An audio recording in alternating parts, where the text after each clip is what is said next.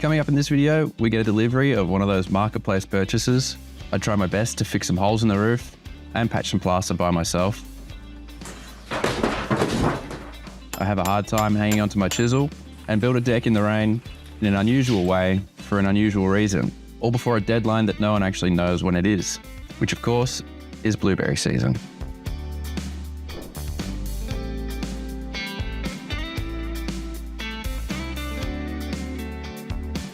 Now you might be wondering why the owners of this farm need a portable and completely gutted kitchen, and what's the rush to get all this done before summer? Now I'll get back to that in a second, but first let me tell you what you're looking at and where it came from. So basically this is a self-contained kitchen, at least it used to be. It was purchased off Facebook Marketplace for around $5,000, not including delivery. And in its previous life, it was used to cook and serve charcoal chicken. But this wasn't just an ordinary chicken shop. The unit was located in a beer garden, on a balcony, in a pub known as the Sorrento Hotel. Before purchasing this kitchen, the new owners of this unit planned to lease some land from another farm to grow and process fresh produce. One of the restrictions of that land meant that nothing could be built on it. Basically, any structure on the land needed to be portable or at least relocatable. So this seemed like the perfect solution, and long story short, after the purchase, the land lease fell through, so the owners were left with no option but to install this thing halfway up their very long, but still usable driveway. Now earlier in the intro, I did say I would tell you what the owners were planning to do with this building, and it's not what you might think.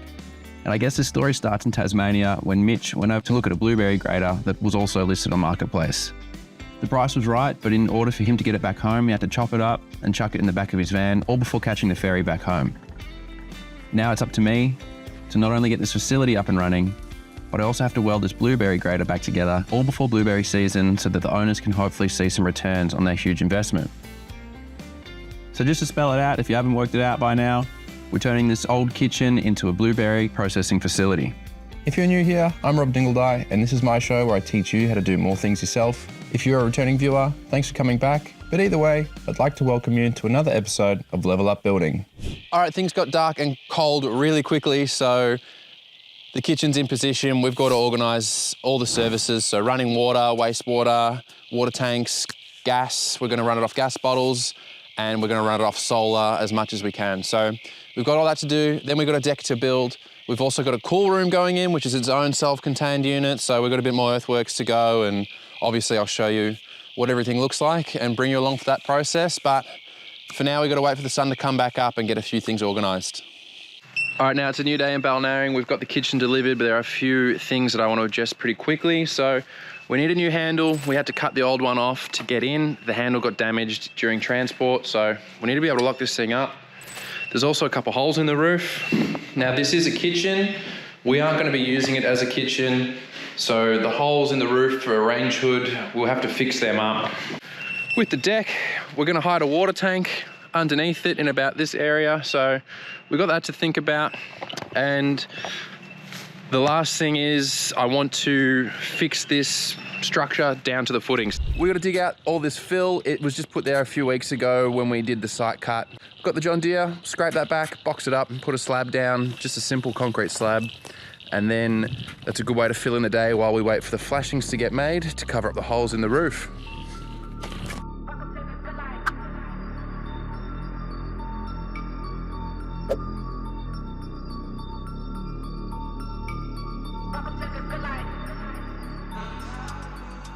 Now, the John Deere wasn't the best machine for digging some of this dirt away, but it did give me a bit of a head start. I did, of course, have to finish things off with a shovel and a concreter's rake. With all that sorted, we could start boxing up.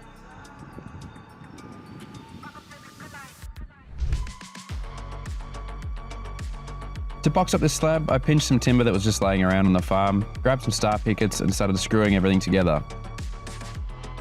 Now, two elements of this box, they're actually going to stay in the ground, and the other two sides will get removed later once the concrete is cured. With everything built and level, I got some crash rock in and set about getting my Rio cut to size and sitting on some bar chairs.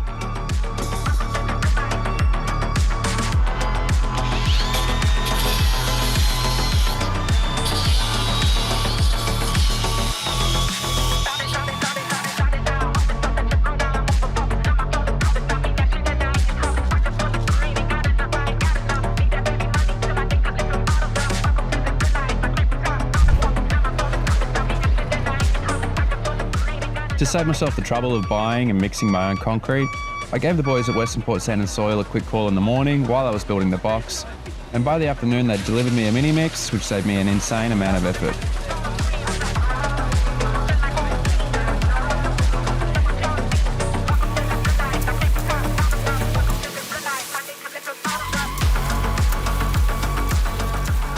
If you haven't yet subscribed to the channel, feel free to subscribe today. It goes a long way to supporting me in achieving my dream of making a full-time income on YouTube. It doesn't cost you anything, so if you've enjoyed this type of content, click subscribe and you won't miss out on any future videos.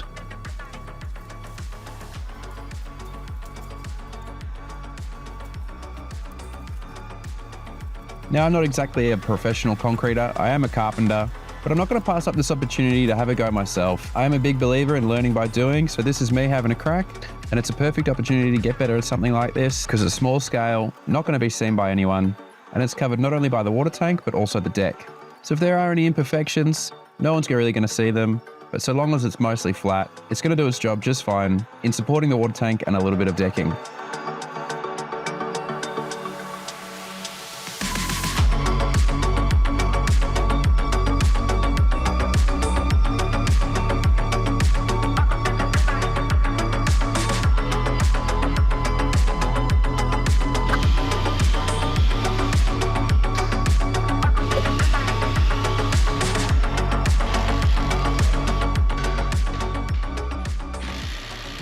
Moving on to the roof repair, these holes are what used to be range hoods, and all this metal is kind of necessary to keep the roof and the range hoods watertight. As there's no range hoods and there's a big hole, we've got to do something about it.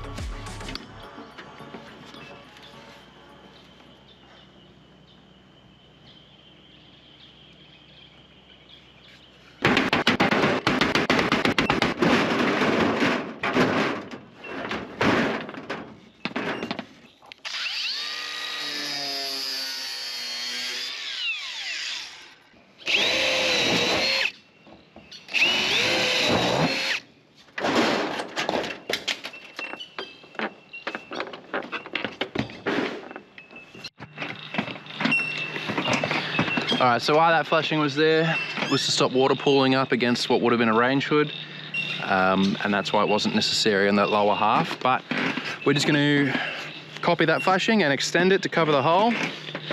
Now, one thing that the plumbers got wrong, there should be a little upstand here to stop water from leaking backwards. That should be folded up.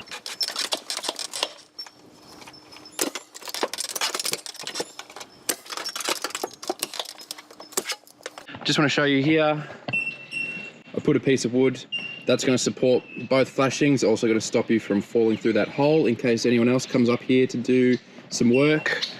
So a good flashing as well is trafficable. Now, if you want to learn a little bit more about flashings, I've already done a video about that when I was doing a job in Langwarrin, so I'll link that. Feel free to check that out. We're going to slam these flashings on, cover up these holes, which means we'll be watertight, which means we can fix the plaster.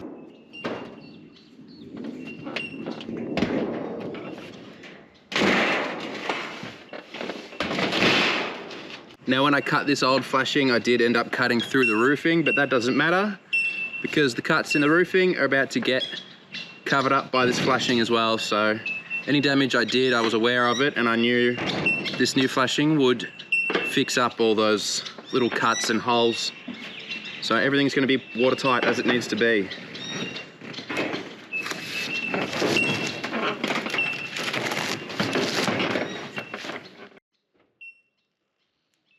Getting this flashing on is pretty straightforward. I'm just going to run a bead of silicone across the new one, tuck it under. And once that's in position, I can peel off the rest of the plastic. A pro tip, if you are dealing with these flashings, is to peel the plastic off first so you don't get it stuck under any fixings. Once the plastic's out of the way, put some roofing screws in, put a few rivets in as well, especially at the overlap. And once the rivets are in, we can put some silicone over the top, clean everything up. And while we're up here, I'll check on the concrete, let it cure overnight, and we'll be back tomorrow to peel away the boxing.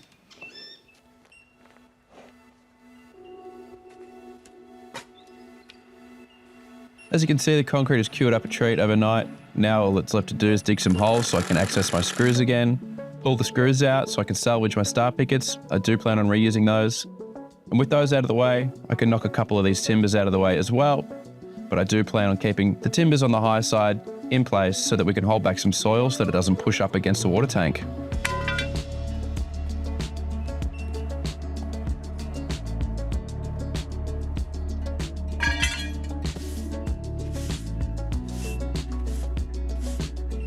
Now I planned this part of the job around the delivery of the water tank. That's why things have worked out so perfectly. We knew it was coming today, so I made sure I gave myself a day before to get the concrete in and minimize any delays.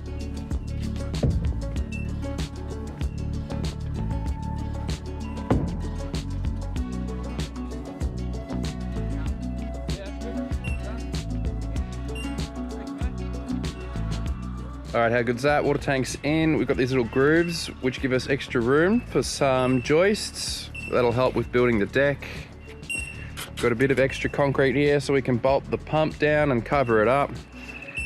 And then this is the fill point. We've got to put our own overflow in, but that's the fill point. We follow straight up, bang, you're gonna hit the gutter there, so couldn't get much easier than that. Now you're probably looking at that gutter thinking it needs replacing, and that will get replaced. It did get knocked about when this pod got delivered. But right now I'm building a temporary platform so we can put the gas bottles on top. These gas bottles came from a different, more rugged kitchen on the farm, which we're going to make redundant and steal a few other things from. The beauty of this platform is we can get our gas bottles where we want them, get all the pipelines where we need them, and we can disconnect the gas bottles later when we're ready to build the deck. And the whole point of the gas bottles is to power an instantaneous hot water unit. Big thanks to Kev from KG Plumbing. He came down and did all the plumbing works for us. He made light work of that new gutter. And this sink that you're seeing here, that came from the same spot as the gas bottles. We've pinched that. We're going to hook up a water filter so that we can have filtered tank water coming through this tap just to wash hands. And after a hard day's work, this is how things stand.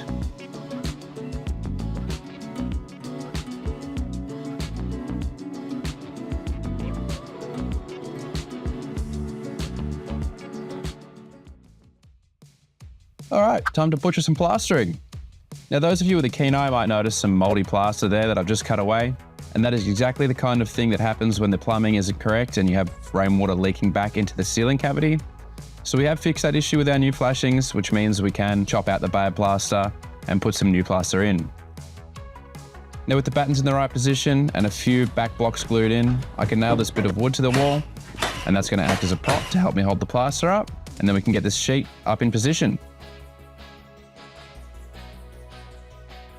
Now the problem I'm having here is that the screws are pulling in too quickly into the metal battens. I should have used timber battens or different screws, and I thought I could measure a prop so that way I could hold it up off the ladder while I screw it in at the other end. Now the problem here is the nails I used on that block of wood weren't big enough, and as you can see they bent, the wood fell out and the plaster hit the deck.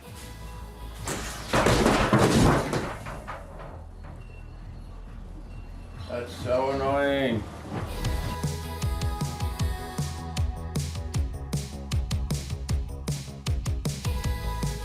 Unfortunately, these things happen when you're working by yourself, and this is a less than ideal patch job, but for this situation, in this shed, on a farm, it's not the biggest deal.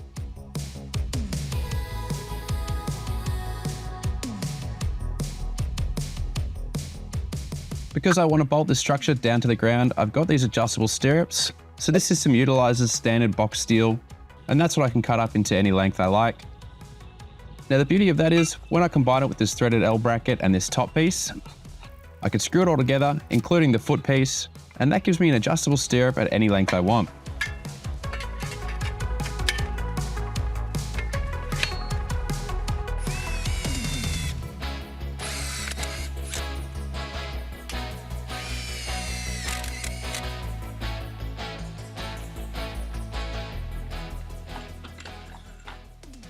And with the unit assembled, I can slot it into position. Now I do want to point out I'm bolting these down to some concrete footings which are deep in the ground. So once the top nut is wound up and this thing is feeling nice and tight, I can drill some holes and bolt the foot down to the concrete. And the last thing I want to do is drill a hole through the building into the bracket and use a bolt to hold it all together. Now this worked especially well considering the frame of the building is made completely out of steel.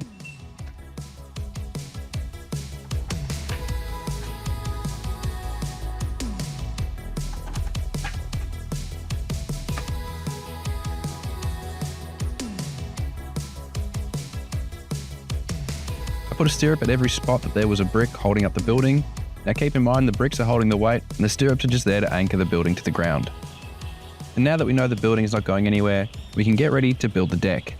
All right, I'm just jumping on the GoPro because it's been raining and this camera's waterproof, so if we get rained on, we'll be right. Now, I just want to mention that today we're setting out, we're doing stumps because we're going to start building the deck in this kitchen, even though we haven't finished other things.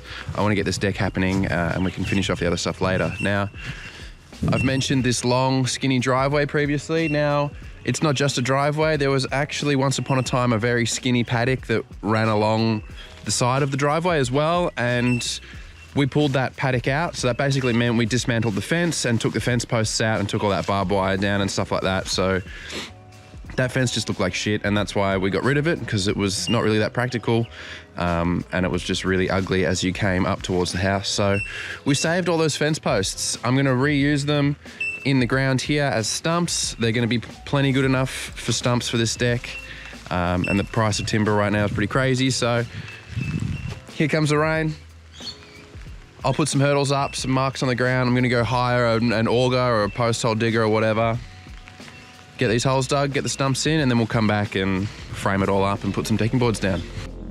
Before we get started, I do want to mention span tables and what that means. Span tables basically tell you how far your timber can span, depending on what timber it is and what purpose that timber is fulfilling. Here's an example of a span table specifically for MGP 10 and decking, where the 90x45 pine is being used as bearers and joists. So what I'm doing here is setting up what I like to call hurdles. I'm just utilizing the existing fence so I don't have to put any extra pegs in the ground. Now with these hurdles, it gives me something I can put some marks on. I can put some nails on those marks and hook a bit of string over that. I can then use that string and a few measurements combined with some paint on the ground to guide me on where I need to drill my holes.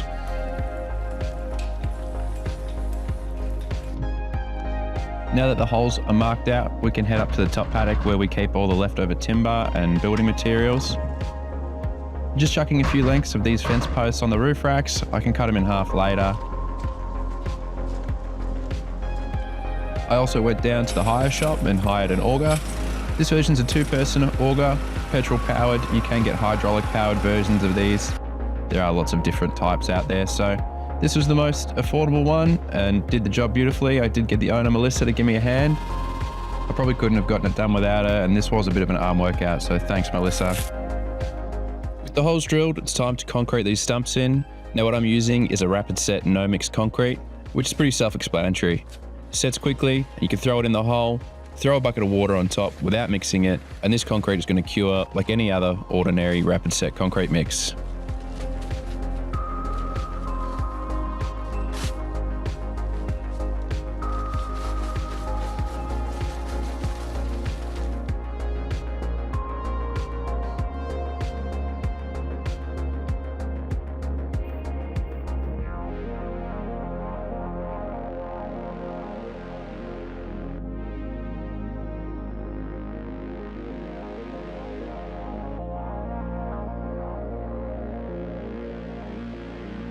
Now because I took the time to set up some hurdles and drill my holes in a nice straight line, that means my stumps are going to be in a nice straight line. So for now I'm just getting the concrete in the holes, getting these posts and stumps standing up on their own. I will come back later with a spirit level and plumb these up and sight them to make sure they're all straight. And I know some of the tops of these posts are looking a bit rough, but don't worry, we'll cut them down to height later and they'll be a nice neat finish.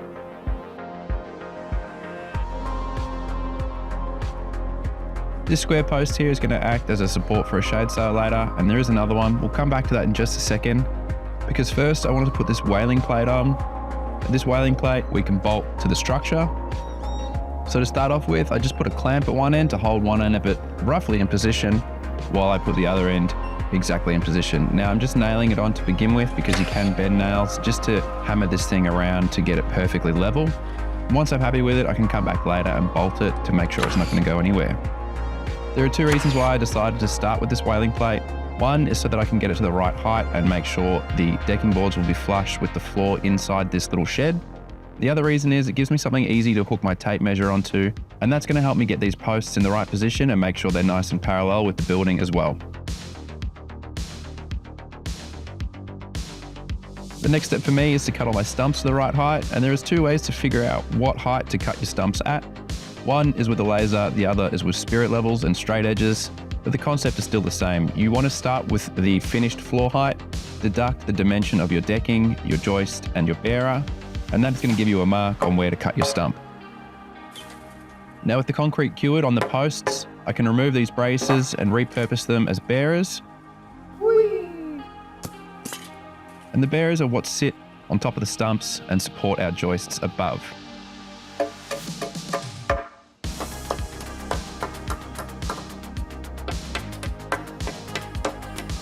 So commonly here, we use 90 by 90 or laminated 90 by 45 treated pine. And laminating is basically putting a shitload of nails through the timber to turn two pieces of wood into one piece of wood. You want to nail this from both sides with gal nails and repeat this process until all your bearers are in.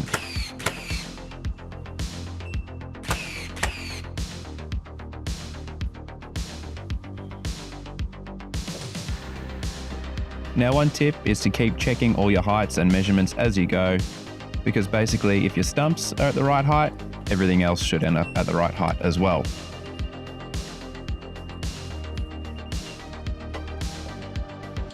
So here's a bit more detail on how to cut the stump, especially if they're square.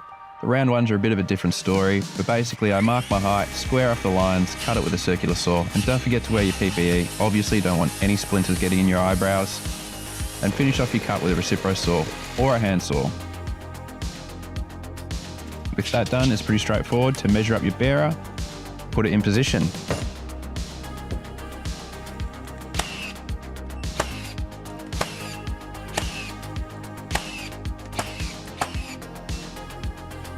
This is where things stood at the end of that day. Now there are some elements here that are starting to look a little bit unusual that I mentioned at the start of the video. So the proximity to the ground, the angle that goes along the fence line here, and the relationship between the framing and the underdeck water tank. I will go into a lot more detail with how to deal with these issues and issues like this, and will explain my thinking and what I'm doing here, but it's going to be a lot easier to explain that with a few more joists and timbers in position. So for now, let's just head down, get those on, and I'll come back and explain all those elements to you a bit later on.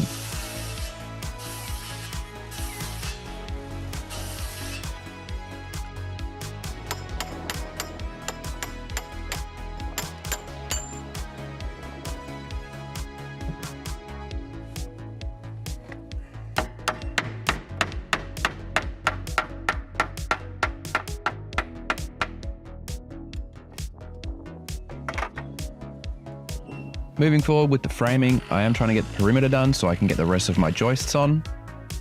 And one thing I do like to do with my decks, put batten screws everywhere, especially in the bearers and on the perimeter. Nails are great for laminating and holding things in position while you get everything where you want it. And batten screws lock everything in to stop any warping occurring over time.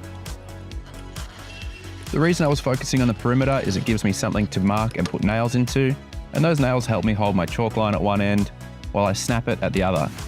This chalk line is going to mark the position of my joists on the bearers, and it's going to ensure my joists will be nice and straight, which means when it comes time to screw our decking boards on, our screw lines will be nice and straight as well. For now, I'm just nailing all these joists on. I will come back and screw these off just like I did with the bearers. There are a few angle cuts that need to be made to butt the joists into the angled bearer. And even though the bearer is the same height as a joist, it's still technically a bearer because that is supporting the weight of the joists. Now, before I explain the framing, I've just got a little bit of digging to do here. And depending on where you live, you need a certain clearance from the soil to your timber, but you certainly don't want them touching the ground at all. All right, it's the end of the day here. One, because I've run out of timber, and two, because it's a long weekend. So last day of the week. Now, it's looking pretty close. There are a few bits of wood in this little area that are missing. Like I said, I ran out of timber, but I want to show you how this deck has gone together and how it's a little bit different to what normally happens. So what normally happens is a situation like this, where you've got your stump supporting a bearer and then your joists sit on top of the bearer. Now that's pretty normal. It's also pretty normal to have a whaling plate against your building.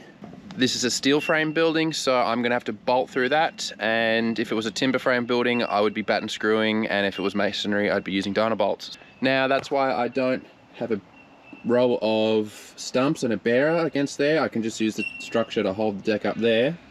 When we go towards this water tank, you'll notice that the bearers, some of the bearers, are actually at the same height as the joist. Now that's okay to do. So the bearer is a 90 by 90 or laminated 45 by 90, two of them. So we've got bearers underneath and we've got this kind of bearer on top, and now that's supporting these joists because I want all my joists running in the same direction.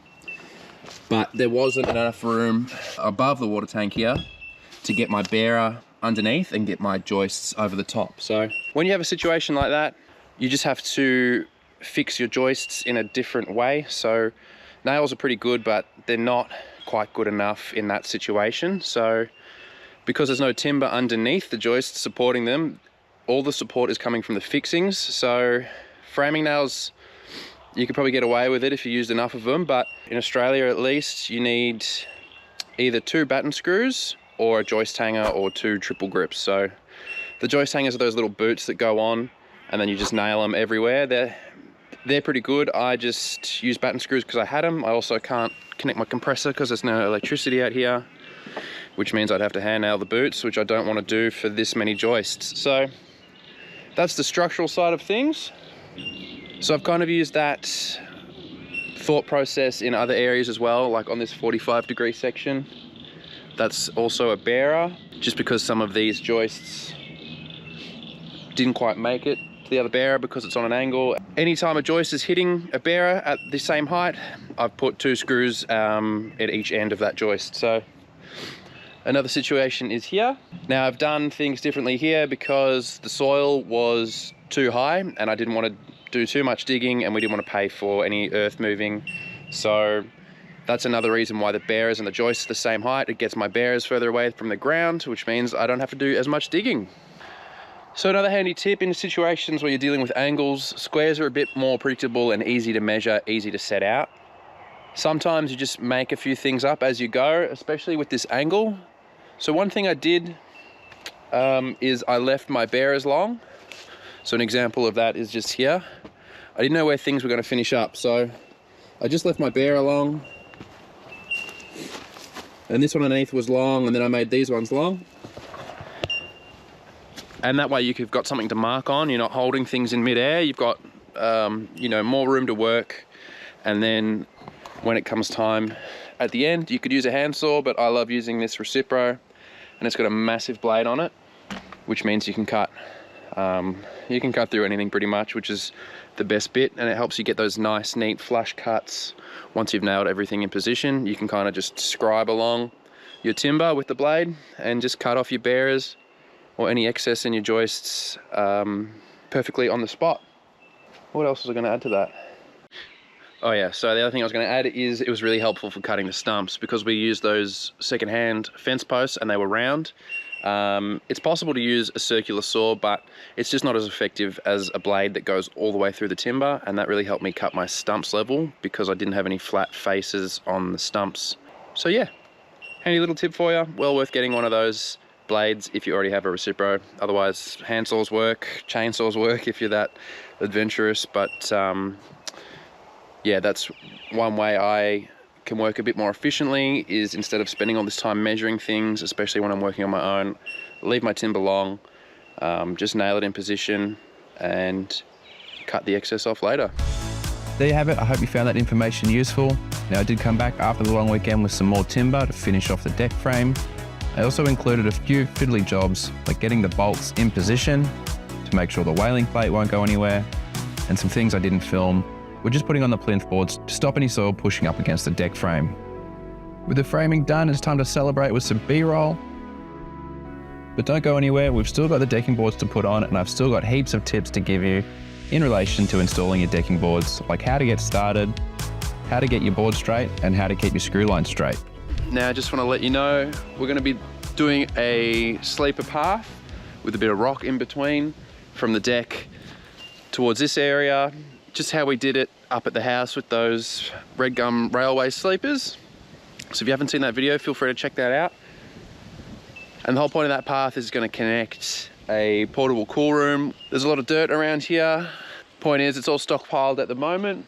We need to level it out, do a bit of earthwork, create a more of a stable and flat foundation for the cool room. And once this dirt is gone, we'll put some crushed rock down as well and turn it into just a little bit of a car park. There will be some earth moving happening today, if I'm not mistaken, but I'm going to be focusing on putting some decking boards down, and then we'll come back to all this a bit later on. To start off with the decking, I actually need to put some more blocking in to support my border and the pieces of decking that butt into the border. Now, I do like to put a border on because it hides the end grain of the decking. It's just a neater finish and an easy way to start installing your decking boards. All right, real quick before the earth mover gets here, and this is why we put that extra block of timber down all the way along, so that when these come crashing in, you can screw them to this joist here. I spaced it out so the screws weren't too close to the edge, because that's where the decking boards would split. Anyway, here comes Izzy.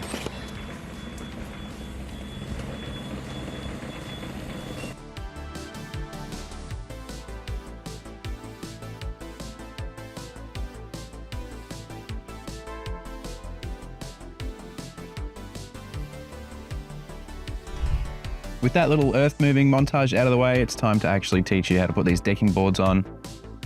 I just want to reiterate, I have started with the border, but only 2 pieces of the border. This just gets me started. I usually like to leave my decking boards long, let them overhang the frame, cut them on the spot and finish off the border later. I will touch on that more, but right now we just want to focus on spreading out the boards. The whole purpose of this is to make sure we're minimizing waste while also staggering our joins. The next thing to make sure of is that the ends of the boards are all square. And I like to make my cuts with a circular saw and a speed square, as opposed to picking up each individual board, taking it over to a drop saw and making a cut there. It's much more efficient to do it this way. And with the ends of our boards square, we can butt them into the border with an appropriate spacing. I like to use around 3mm to 5mm spacing off the border, just to allow for any expansion. And with all that considered, we can mark the decking board halfway on the joist and cut off the excess. At this stage of the process, it's all about getting the boards laid out. I haven't actually screwed anything down yet. And the whole purpose of this is to give myself a platform to work on, make sure I've got enough material, and most importantly, to make sure all the cuts are square and joining halfway on a joist. Once all the boards are laid out, it's time to get the drills ready. Use a chalk line to mark every 5th board in a straight line. And then I screw this board down to that chalk line. Decking boards are notorious for bending, so you can't just assume they're straight. You need to use a chalk line to mark out a straight line and use that as a guideline to keep everything nice and tidy.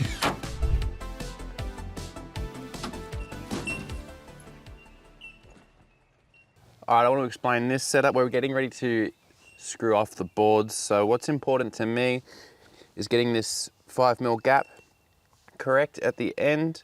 I've got some screws going through the packers so they don't fall into the abyss.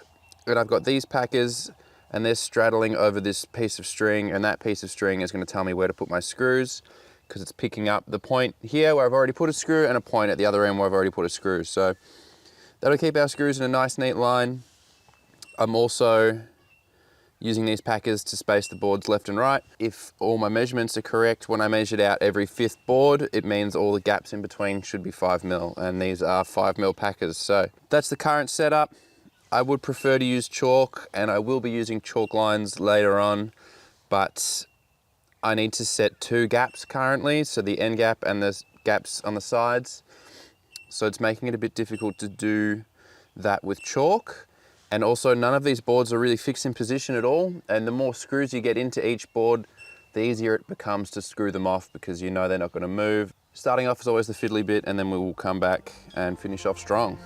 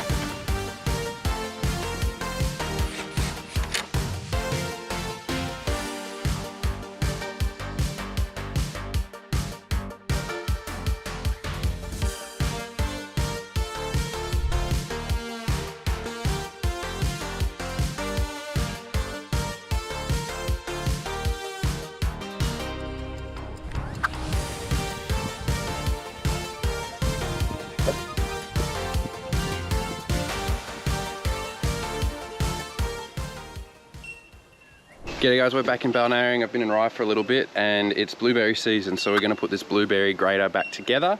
So we've got it all exploded out here on the deck. A few things I want to run through is just all these pieces, some of them that were cut off the grater to get it from Tasmania to Melbourne in Mitch's van. Say g'day Mitch. Hey Al, how are we? Mitch is just from Just a Veggie Patch, so we'll link him if you want to see him. And the other thing I want to show you is this Able Pack battery unit. There's an extra battery as well, and we're going to be running the welder off that. And I've already used it to weld one of the legs back on, and it worked a treat. This is the main unit. We're ready to stand it up and start piecing it back together, and that is going to be the whole purpose of why we put this here and built the deck. So we're going to get the thing inside here now, which means we can work in the shade and there's less risk of a fire because we're not working in the grass. Less risk of a fire. So we'll make that happen and touch bases later. As I mentioned before, we've already welded one of the legs back on. That was the only one that got cut off. So that enables us to flip this thing over and stand it up properly, carry it over to the deck and figure out how all the other pieces go back on, because this thing has been in storage for a little while.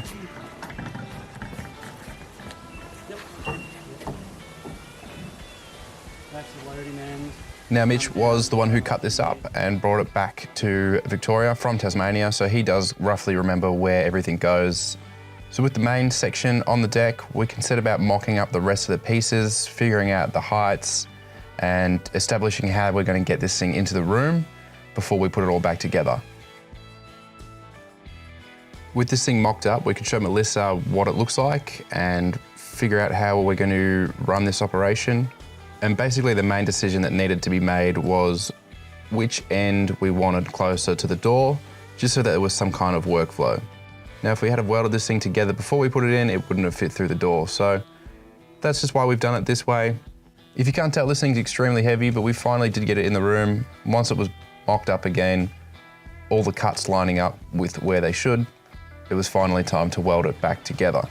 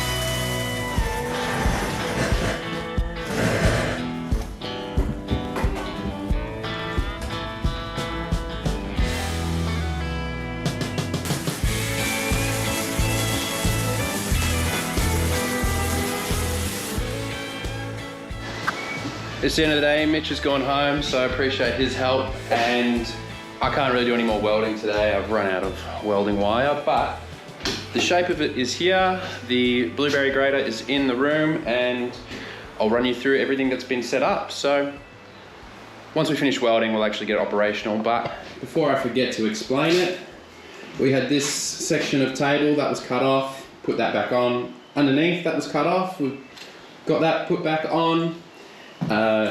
So you start at this end, dump your blueberries on, they run along this conveyor belt. That's what all these chains and stuff are for. So that chain spins the conveyor belt, this chain spins these two rollers. So your blueberries come along here, the small ones will fall through these and they'll end up in this tray and they'll go into a bucket. The medium ones fall in here, same thing, they'll go through this chute and then out into a bucket thanks to this conveyor belt underneath.